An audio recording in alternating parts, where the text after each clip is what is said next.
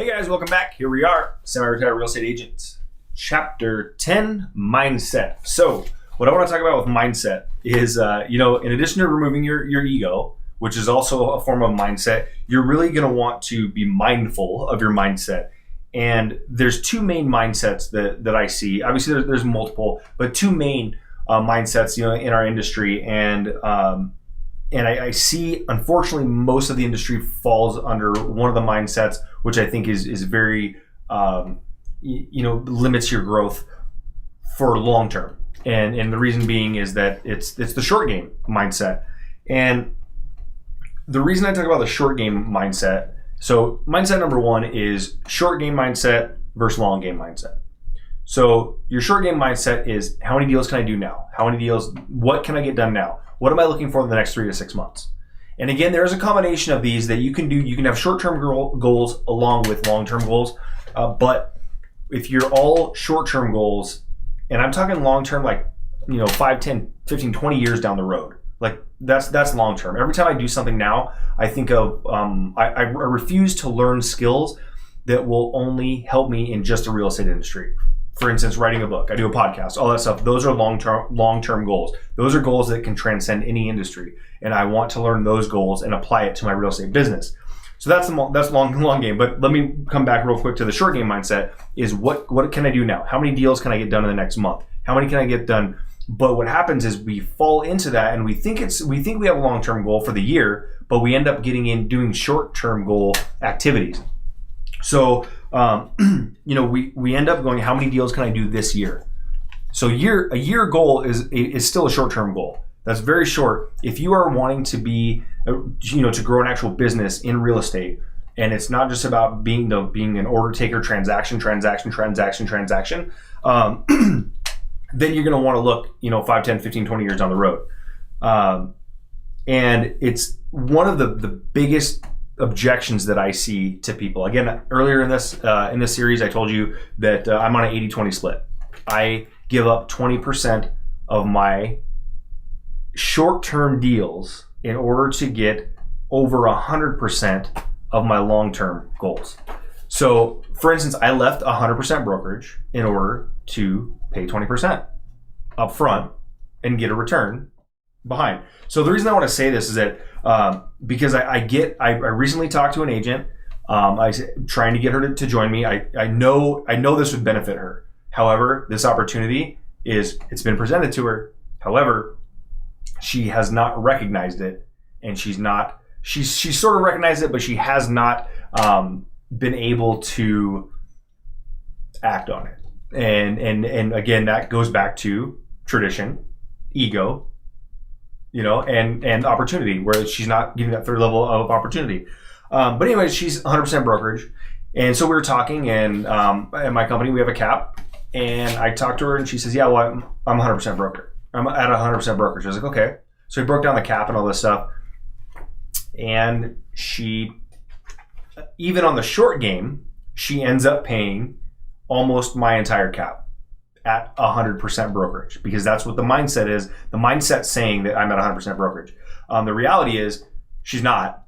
And what's happening even up front, yes, she is paying slightly less than I am up front, but long term, she is paying much more than me at 100% brokerage, because it says 100% at her brokerage. So she believes that. But most agents don't see on the other end where the long-term mindset is that, yes, I give up 20% initially, but I get over 100% by the end of the year.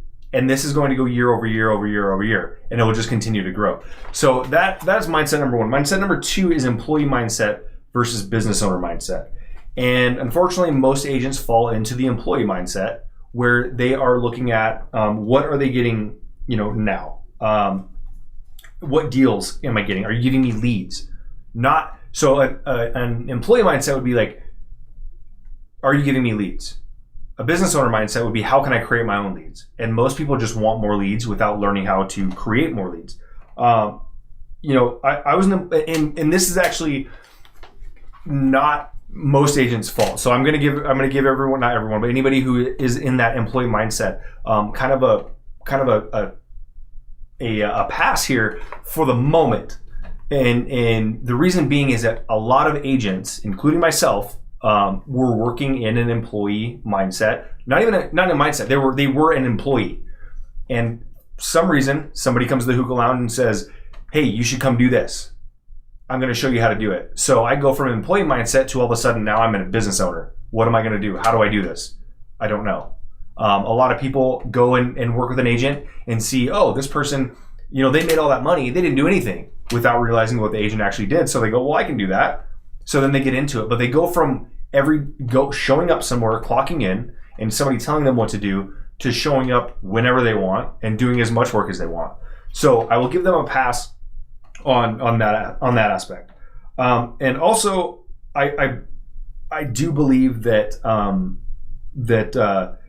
brokers have a little bit of blame here as well, because again, expectations have not been managed very well for people that want to do this.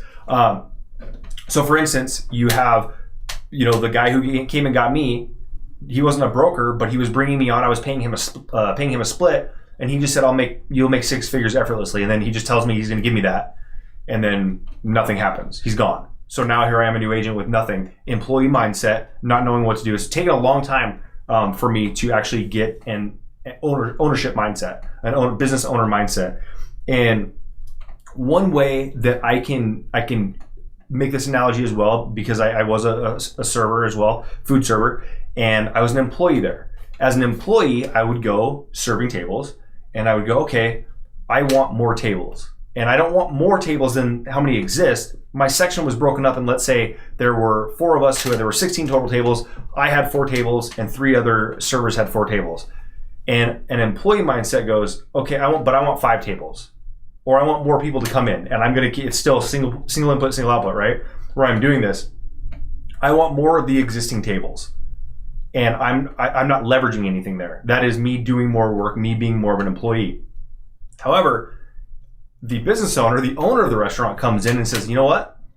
What I'll do is I'm going to add 4 more tables so I can get more people in here, and I'm going to add 1 table to each one of those servers, and I'm going to leverage their time to make me 1 more table per turn. Let's say it's an hour turn, 60-minute turn. Now, all of a sudden, I went from 16 tables to 20 tables, and in an 8-hour shift, that would get me 32 more tables, right? So 4 tables an hour times 8, 32, and the business owner just leverages that. So that's the difference between an employee mindset and a business owner mindset. And just want to kind of bring that home so you understand kind of where we're going with this, and how you're going to be able to leverage and even leverage your existing business that you already have without going out and adding new servers, adding that stuff. But we'll move on, and we'll be on chapter 11, and that is the importance of multiple revenue streams. Chapter 11, we'll be hitting that one next. I will see you there.